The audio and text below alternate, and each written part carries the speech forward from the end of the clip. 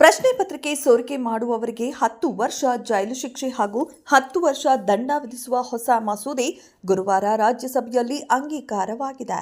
ಇದಕ್ಕೂ ಮುನ್ನ ಬುಧವಾರ ಈ ವಿಧೇಯಕ ಲೋಕಸಭೆಯಲ್ಲಿ ಪಾಸ್ ಆಗಿತ್ತು. ರಾಷ್ಟ್ರಪತಿಗಳ ಅಂಕಿತ ಬಿದ್ದ ಬಳಿಕ ಕಾಯ್ದೆಯಾಗಿ ರೂಪುಗೊಳ್ಳಲಿದೆ. ಪರೀಕ್ಷಾ ಅಕ್ರಮ ತಡೆ ಮಸೂದೆ ಕುರಿತು ರಾಜ್ಯಸಭೆಯಲ್ಲಿ ನಡೆದ ಚರ್ಚೆ ವೇಳೆ ಆಡಳಿತ ಮತ್ತು ಪ್ರತಿಪಕ್ಷ ನಡುವೆ ತೀವ್ರ ವಾಕ್ಸಮರ ನಡೆದಿತ್ತು. ರಾಜ್ಯಸಭೆಯಲ್ಲಿ ಮಲ್ಲಿಕಾರ್ಜುನ ಖರ್ಗೆ ಭಾಷಣ ಆಡಳಿತ ಪಕ್ಷವನ್ನ ತೀಕ್ಷ್ಣವಾಗಿ ಗುರಿಯಾಗಿಸಿಕೊಂಡಿತ್ತು.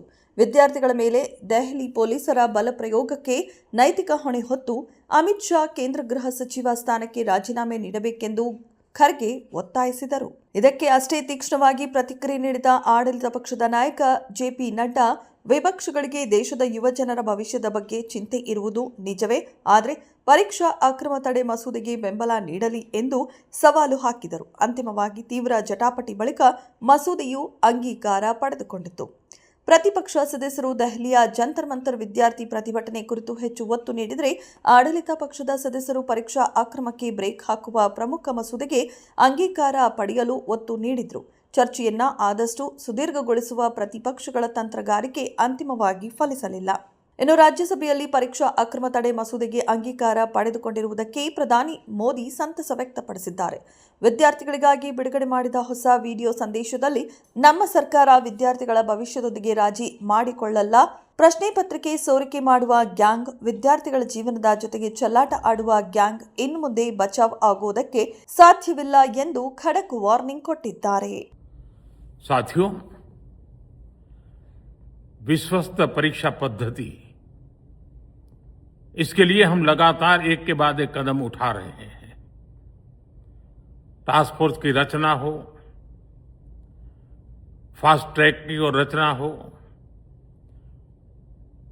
राज्यों के सुझावों को ध्यान में लेना हो, क्योंकि पिछले कई दशकों से हर राज्य और केंद्र सरकार इस प्रकार की पेपर लीक की परेशानी झेल रहा है.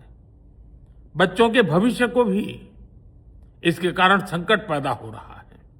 इन सब को ध्यान में रखते हुए देशव्यापी सभी राज्यों में भी और केंद्र में भी शिक्षा पद्धति में सुधार अनिवार्य हो गया है. टेक्नोलॉजी के भरपूर उपयोग की आवश्यकता हो गई है और साथ साथ फिर से कोई पेपर माफिया, पेपर लीक करने वाली गैंग, देश के बच्चों के भविष्य के साथ खिलवाड़ करने वाली गैंग, उनको बख्शा नहीं जाएगा. इसलिए कठोर कानूनों की भी जरूरत है. हम संसद में बिल लेकर के गए थे और जैसा मैंने आपको वादा किया था, गत 2 दिन संसद के दोनों सदनों ने, अधिकतम माननीय सांसदों ने विस्तार पूर्वक उससे चर्चा की है और आज दोनों सदनों ने इस कठोर कानूनों वाले, प्रावधानों वाले इस बिल को पास कर दिया है. अब विश्वस्त परीक्षा पद्धति की दिशा में जाने में एक महत्वपूर्ण काम पूर्ण हुआ है. काम आगे भी चलता रहेगा.